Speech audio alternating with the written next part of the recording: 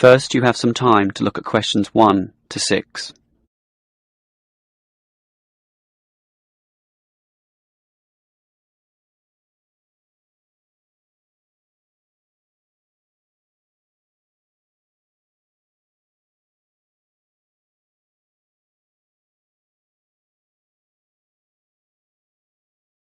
You will see that there is an example that has been done for you. On this occasion only, the conversation relating to this will be played first. Well, we have this school excursion planned, but when exactly is it? Is it this Tuesday or Wednesday? Well, it can't be Tuesday with the English tests taking place. Ah, right, not Tuesday but Wednesday. That's right, all day Wednesday, taking a bus outside the city. The excursion is on Wednesday, so Wednesday has been written in the space. Now we shall begin. You should answer the questions as you listen, because you will not hear the recording a second time. Listen carefully and answer questions 1 to 6. Well, we have this school excursion planned, but when exactly is it? Is it this Tuesday or Wednesday? Well, it can't be Tuesday with the English tests taking place. Ah, right, not Tuesday but Wednesday. That's right, all day Wednesday, taking a bus outside the city. And where are we going? Last month we went to Arthur Island, so this time we're going to the animal park. Arthur Island was okay, but it was too cold. Let's hope the weather for this week's excursion is better. I don't suppose animals care about bad weather, but I certainly do. Have you heard the forecast? Yes, and it's not too bad. Basically, they're saying Monday will be sunny. Good.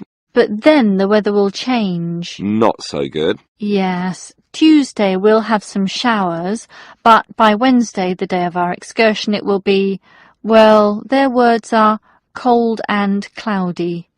Cold and cloudy. Well, as long as it isn't wet and rainy, I'm happy enough. We won't need umbrellas, just warm clothing. And what time will we get there? Let's see, the bus picks us up at 8:30 a.m. and then it's an hour and a half on the road, so we arrive at 10 a.m. Sorry, with the 15-minute break, that will actually be 10:15 a.m. That's early enough. Then all our students can see the animals, have their fun, and do whatever they want to do. Well, one fun event planned that day is Birds of Prey. What's that? That's when they bring out several birds of prey, eagles, falcons, kites, those sorts of birds, and throw pieces of meat into the air, and the birds swoop down and eat them. It's quite impressive. Sounds great. Birds of prey. Are there any other activities? There's a catered lunch at the park restaurant. We've already paid for that. And in the afternoon there's... Well, I had a choice between the reptile display and the koala handling. In the reptile display, the students can handle live pythons and various other snakes. Surely they'd rather hold koalas. I'm sure, but the koalas can't be handled unless the weather's sunny, and given the forecast, I thought it better to choose the reptile display. That's a shame. These Asian students would love the koala handling. Yes, I know, but we can't control the weather. And then we get back. What time will that be? We leave the park at 4:30, but then we face traffic, so we won't get back until well after 6 p.m. It will most likely be 6:30, but that's better than the last trip. We didn't get home until 8:30 that time. Yes, that was a bit too late, wasn't it? Before you hear the rest of the conversation, you have some time to look at questions 7 to 10.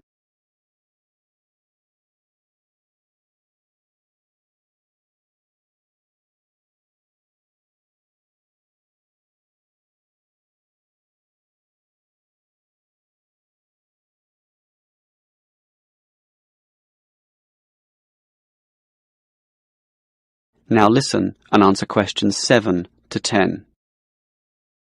Andrew, I understand you've been doing some research regarding the breakdown by nationality of our student body. That must have produced some interesting results. You're right. I got some statistics from head office.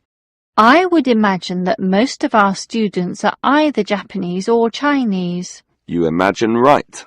But it's the Chinese who constitute the majority, but only just. I had thought Koreans might be second, but it's actually the Japanese, quite close behind. It's somewhat surprising, but obviously all those study tours that our university markets in Japan are bringing in students. What's the breakdown exactly? Japanese are a quarter of the whole, which is considerable. Last year they were only 16%, so that market has grown nicely. The only other proportions of some weight are the Indonesians and Koreans, about the same. Indonesians at 15% and the Koreans are a little higher, not like last year when they were less than 10%. I thought we'd have more Indonesians than Koreans. Well, as I said, they're about the same. Just like the Saudi and Thai student numbers, almost the same also, both just under 10. Which one is bigger? Thai students number just a fraction more. As for the other nationalities, collectively they're only 3%, so it wasn't worth giving each of them a separate category. I just grouped them under other. That's Vietnamese, South American, a couple of Russians, and so on. That is the end of section 1. You now have half a minute to check your answers.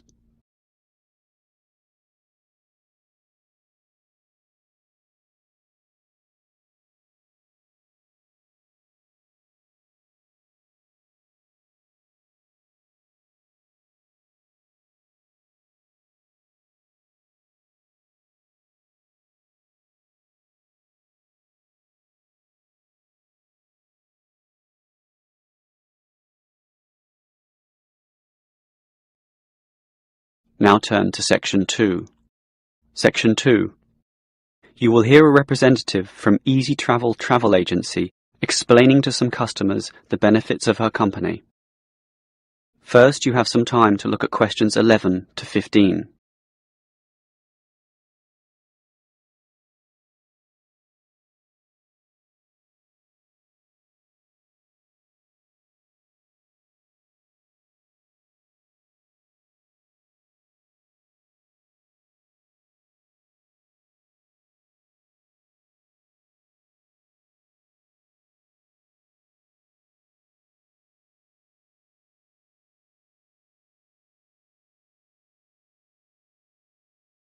Now listen carefully and answer questions 11 to 15. Hello everyone. Now you're here because you're interested in travel, right? And you're in the right place. For at Easy Travel we have the best deals for the best locations. We specialize in eco-travel, or holidays designed to get you amongst nature, ignoring the hustle and bustle of big cities. So whether you want to hike in Nepal, as many people do, or follow some jungle paths in the rainforests of Queensland, we can give you the best deal. If you look at our office here, you'll see our overseas consultants. That's for trips overseas, obviously, to Europe, to North America, but primarily for the Asian market, which is generally more popular in this part of the world.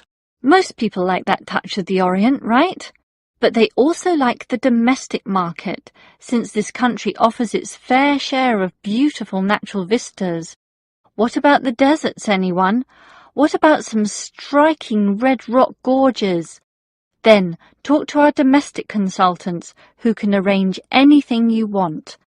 But they deal with the accounts in the morning, so you'll need to talk to them in the afternoon. And remember, our office doesn't open at night, sorry to say. Now, around the outskirts and outer regions of this city, there are many beautiful places that you might not be aware of, and the advantages of these regional locations are many. Mostly by being closer, some of them can be done in a day tour. Yes, it's fast and convenient with none of those long-haul bus trips which often leave you cramped and uncomfortable and stuffing heavy suitcases into luggage racks. But I should tell you about our buses, those that are needed for the somewhat more distant holiday destinations. They definitely do not suffer from those problems I just mentioned. We use the services of the famous Sleek Line Company, whose buses are known as the very best. Yes, they are big, yes, they are comfortable, but what makes them especially different is the personal attendant who accompanies the driver, ready and willing to serve you and ensure that your trip is the very best. So whether it's overseas or local, we can certainly give you what you want. Now, do you have any questions? Before you hear the rest of the talk, you have some time to look at questions 16 to 20.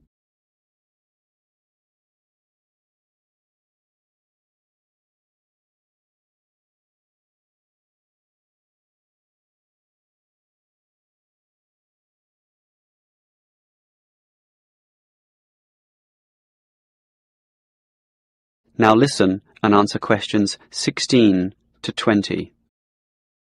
Right, let me orient you to our main Easy Travel office here. On this table right beside us are travel magazines for you to browse through, and on the wall next to that are many more for all parts of the world. Our 4 travel consultants sit over there on the other side of that long counter.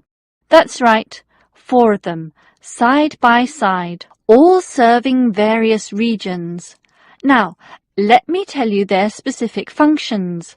Firstly, the consultant on the left, next to the plant, is the local tours consultant, serving tours in the immediate vicinity of this city.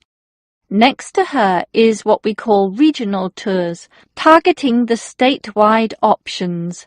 Next to her is the interstate tours, and that can involve either buses or planes. In the former case, utilising the Sleek Line bus service, as you know. And finally, next to her in the corner is general inquiries, which is self-explanatory. If you have questions of a general nature, rather than one relating to specific destinations, you can go there. Now, as I said, we can do international tours, and for that you need our big office, just through that door, the one between those 2 plants. However, if your international tour is in the Asian region, which is generally our most popular option, then we deal with that in a separate room, the one opposite international tours, but not the corner one. Just go through that door on the left, the one next to that cupboard. The door next to that is, in fact, our general office, so please don't go through there. That's reserved for staff members only. That is the end of section 2. You now have half a minute to check your answers.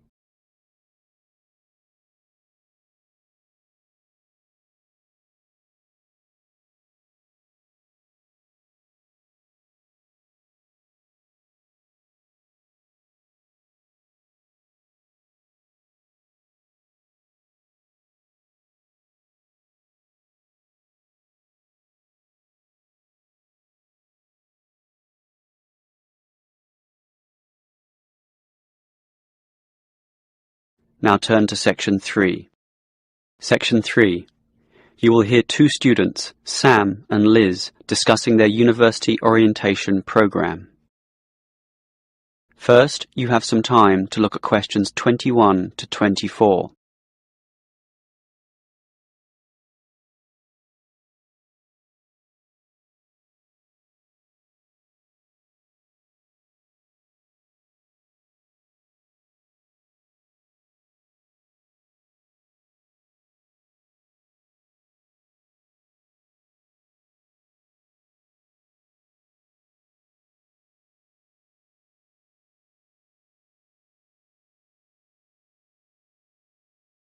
Now listen carefully and answer questions 21 to 24. Hi Liz, how do you feel about starting university here? A little bit nervous, but I'm confident I can handle it. This orientation program seems like it will help us a lot. Sure, I'm looking at the timetable here myself. It seems that there are choices available. I can see. So, what are you going to do Monday afternoon? In the morning we all have the opening lecture, but it looks like we have a choice later that day, as you said. Well, the careers lecture might be helpful, but I am interested in the uni tour.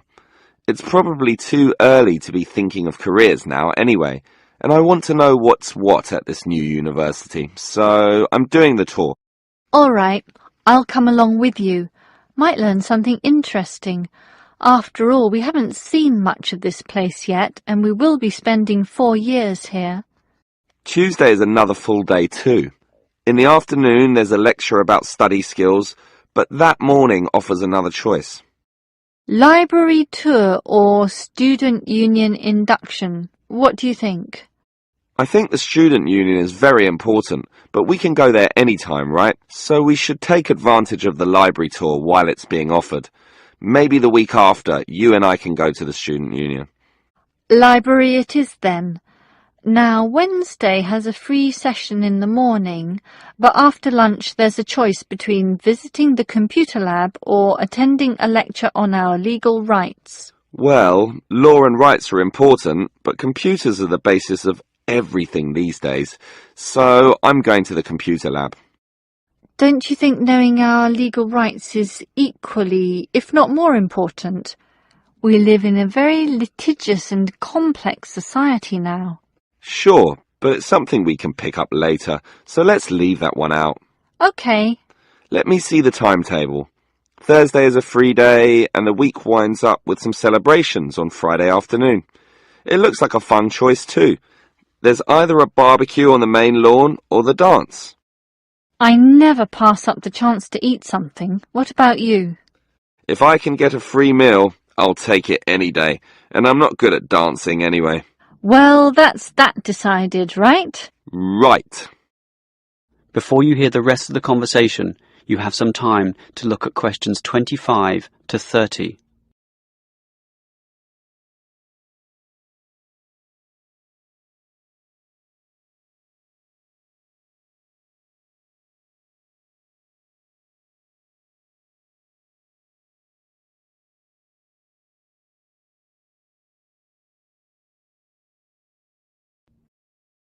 Now listen and answer questions 25 to 30. Guess what, Liz? There's another interesting thing in this orientation booklet, and it looks important, about a style guide. What's that? Take a look yourself. It seems to be a set of rules regarding how to present written work, essays and that sort of thing to the lecturers. They want a uniform style of presentation. I can see, so everything we hand in must have a header and a footer. A what? A header and a footer. The footer is at the bottom of the page and the header is at the very top. That's why they call it a header, you know, that little bit of writing giving details about the work. And they also want the word count. Why do they need that? I guess because the lecturers will specify the number of words they want for their assignment, and they want to be sure students follow this. And even the heading on the page has to be a specific dimension, 16 points and bold print and underlined. And subheadings are 14 points, and the font has to be Arial for everything. Yes, the main text is Arial too, as you said, and the size is 12 points, with the header and footer being slightly smaller at 10 points each. Well, it seems logical. The size of everything is in proportion to its importance. But why do they need the spacing of the main text to be 1.5? The header and footer are different. They're only single-spaced. Probably to allow the teacher to insert comments or corrections, or just to make it all more readable, I suppose. And we need wide margins on the left, right, top and bottom, probably for the same reason. Lots of space to allow the addition of comments. That's a bit scary, actually. It seems to assume we will be making mistakes. And look what they want in the header and footer. The header has the name of the work. Not the name of the teacher. No, the work, but surely the teacher's name must go somewhere. Ah, here it is. It goes in the footer. OK, I'd say this is all logical. If a page is lost, say falls to the floor, then with all this information it can always be traced back to the teacher involved. Right. As you say, all very logical. That is the end of section 3. You now have half a minute to check your answers.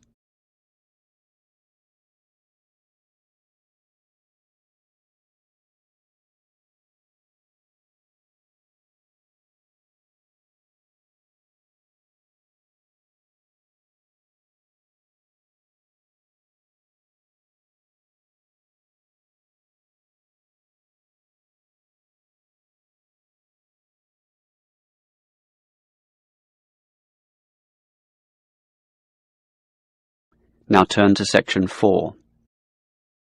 Section 4. You will hear a lecturer discussing public parks. First, you have some time to look at questions 31 to 34.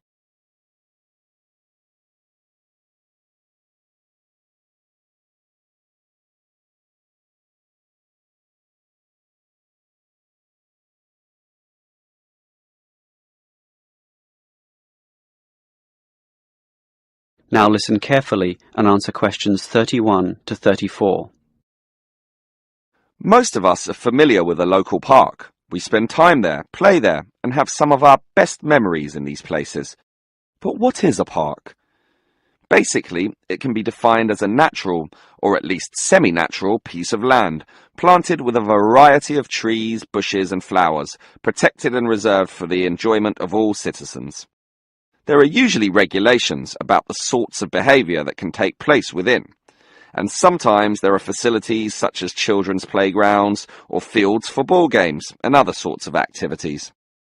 For this reason, if there is grass, it is kept short, and this also discourages the breeding of insect pests. A well-maintained park actually needs a lot of people to look after it, and more so if the park showcases special plants, flowers or trees, in which case it is called a botanic garden. In complete contrast, if the park is big and remote enough, it is sometimes designated as a wilderness park, to be left completely alone and untouched, protected from all development in order to allow wild species, both plant and animal, to live undisturbed. But it is the urban park, the sort of park that most people are familiar with, that I want to talk about now. These preserve natural landscapes for the pleasure of the urban population, most commonly just for passive recreation. In other words, allowing people just to observe the trees and lie in the grass, and such passive recreation is certainly needed. Before you hear the rest of the lecture, you have some time to look at questions 35 to 40.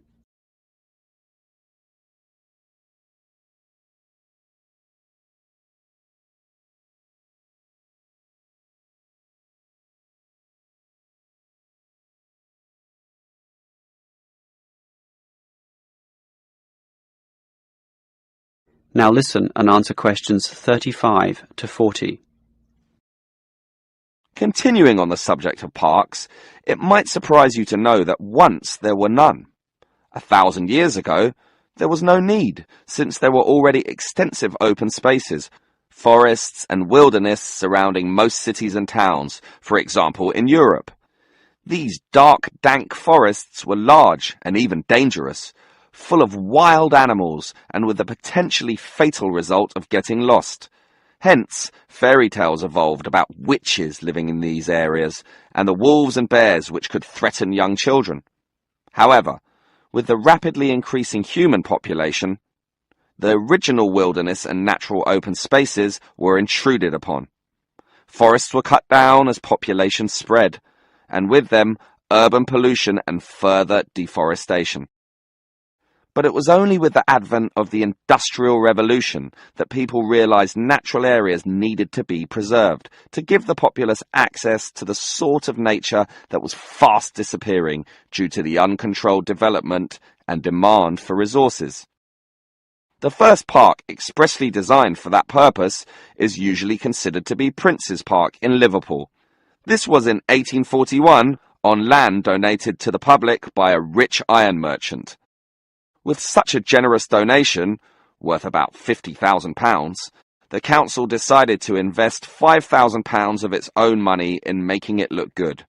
Consequently, they hired a landscape designer, Joseph Paxton, who designed twisting turning pathways among shade-giving trees, all based around a central lake. In many ways, it became the prototype for all later large parks, including the famous Central Park in New York. But if we were to pick the park that most people are familiar with, it would be the much smaller neighborhood park. These can be tiny, but by being in the midst of extensive development and dense populations, they are increasingly seen as a refuge, where one can get a glimpse of true nature. Many psychologists now maintain that this glimpse is necessary, for ultimately, as a species, we have an innate affinity for nature, and the concrete urban zoo clashes with our inner being. This has seen the rejuvenation of many urban parks that were once left to decay, for example, in New York or London, and indeed some cities such as Melbourne are known all over the world for their abundance of carefully maintained parks, including a world-famous botanic garden. That is the end of section 4. You now have half a minute to check your answers.